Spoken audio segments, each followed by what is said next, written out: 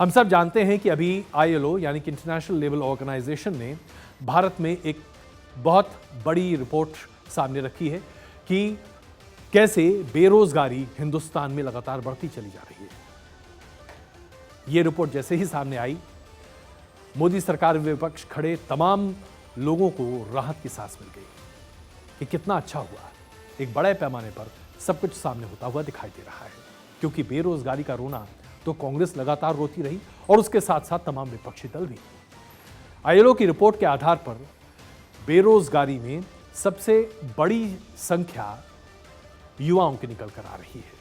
और एक बात और स्पष्ट होती दिखाई दे रही थी कि 90% नौजवान हिंदुस्तान में आज कॉन्ट्रैक्चुअल जॉब यानी कि टेम्पररी जॉब कर रही हैं। स्थायी नौकरियां लगातार घटती चली जा रही हैं। ऐसे में अगर बेरोजगारी बढ़ रही है, पढ़े लिखे बेरोजगार आज देश में बड़ी संख्या में आगे बढ़ रहे हैं, तो फिर तो स्थिति बहुत खराब होती जा रही है। हम आपके सामने कुछ और आंकड़े प्रस्तुत कर रहे हैं। 2000 और 2022 में पढ़े लिखे बेरोजगार नौजवानों की संख्या लगातार बढ़ी है। 35% के आसपास बेरोजगार थे 2000 में, जो कि बढ़कर 65% हो गए। और इसमें महिलाओं की संख्या और भागीदारी कहीं ज्यादा होती हुई दिखाई दी। इन तमाम आंकड़ों को जब आप देखें तो आपको लगता है कि स्थिति वाकई में बहुत खराब होती दिखाई दे रही है। लेकिन क्या वाकई में नौकरियां इतनी कम हो रही हैं? मैं अब आपके सामने वो ताजा आंकड़े प्रस्तुत कर रहा हूं जो कि प्राइवेट सेक्टर के साथ साथ सरकारी सेक्टर के सामने भी है। कोरोना काल में भारत में बेरोजगारी की दर 13.5% पार कर गई थी। यानी कि 13.5% नौजवान, 13.5% ऐसे लोग जो कि कामकाज कर सकते थे, उनके पास कोई काम नहीं था। उसके बाद से लेकर अभी तक जो ताजा आंकड़े आए हैं, बेरोजगारी 6.6% पर आज भारत में है। इसमें कोई शक नहीं है कि ये आंकड़े अपने आप में बहुत ज्यादा हैं, क्योंकि औसतन बेरोजगारी दर हिंदुस्तान में 5% से नीचे रही है। लेकिन क्या इसके लिए आज सिर्फ और सिर्फ बड़े पैमाने पर सरकार जिम्मेदार है? इस बारे में अब आपको समझना पड़ेगा। और वो इसलिए क्योंकि हमने देखा कि कोरोना काल में पूरी दुनिया को कितना बड़ा झटका लगा। और ये झटका इतना बड़ा था कि देश नहीं बल्कि पूरी दुनिया भर की इकोनॉमी ध्वस्त हो गई। बेरोजगारी सिर्फ हिंदुस्तान में नहीं बढ़ी, अमेरिका में बढ़ी, पूरे यूरोप में बढ़ी, लैटिन अमेरिका में बढ़ी, अफ्रीका में बढ़ी। अमेरिका में बेरोजगारी दर तकरीबन 12% के आसपास पहुंच चुका था। यूरोप में बेरोजगारी दर 18% से भी ज्यादा। तमाम देशों ने अपने अपने स्तर पर बेरोजगारी कम करने की कोशिश की है। आज भी अमेरिका में करीबन 7% के आसपास बेरोजगारी दर है, जो कि आज तक अमेरिका में कभी देखने को नहीं मिला। हिस्टोरिकली हाई माना जा रहा है। पूरे यूरोप में बड़े पैमाने पर बेरोजगारी है और यह स्थिति बहुत गंभीर है। मसलन मैं आपके सामने एग्जांपल रखूं।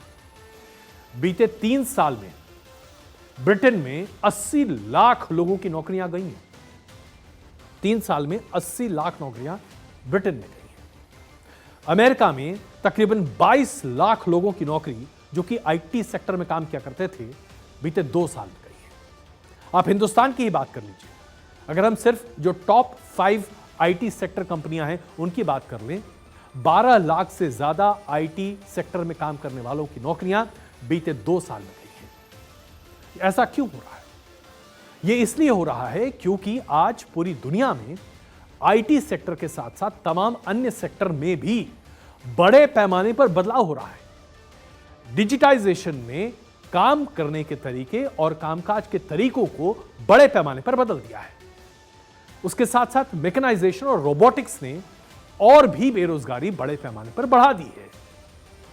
यह ठीक वैसा ही दौर है आज जो दुनिया देख रही है और खास करके भारत देख रहा है, जो दौर 1985 से लेकर 1995 के बीच में भारत में था।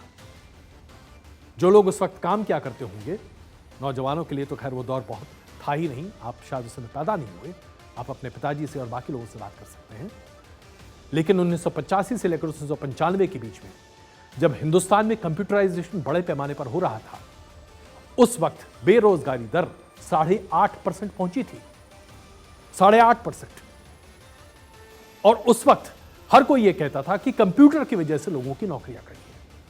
आज आर्टिफिशियल इंटेलिजेंस, उसके साथ साथ इंटेलिजेंस जो आर्टिफिशियल रोबोटिक्स, ये तमाम चीजें नौकरियों को एक नया स्वरूप दे रही हैं।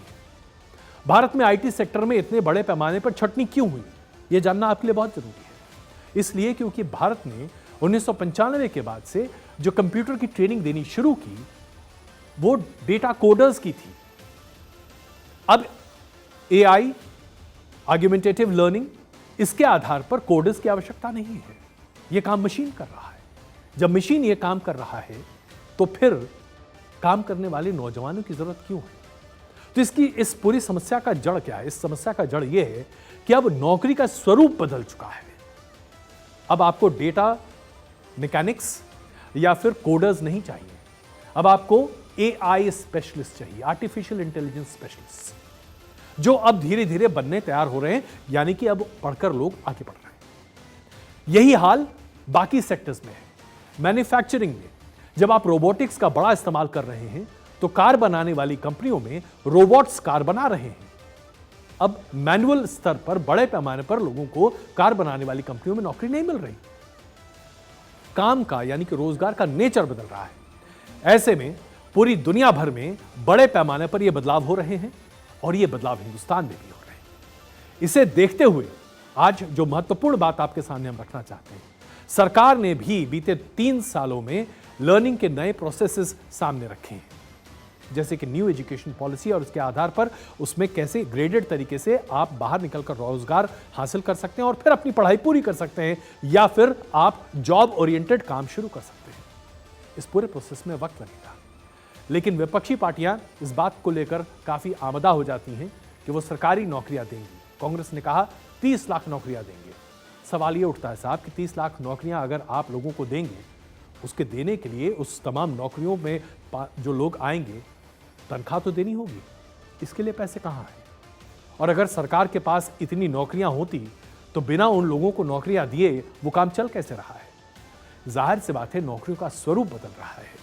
ये 80 और 70 के दशक का भारत नहीं है जहां सरकारी नौकरी ही अपने आप में एंड है।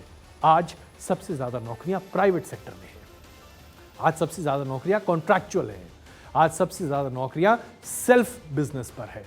और इस आधार पर अगर आप देखें तो भारत में बेरोजगारी दर वैसी नहीं बढ़ रही जो दुनिया के तमाम देशों में देखने को मिल रही है।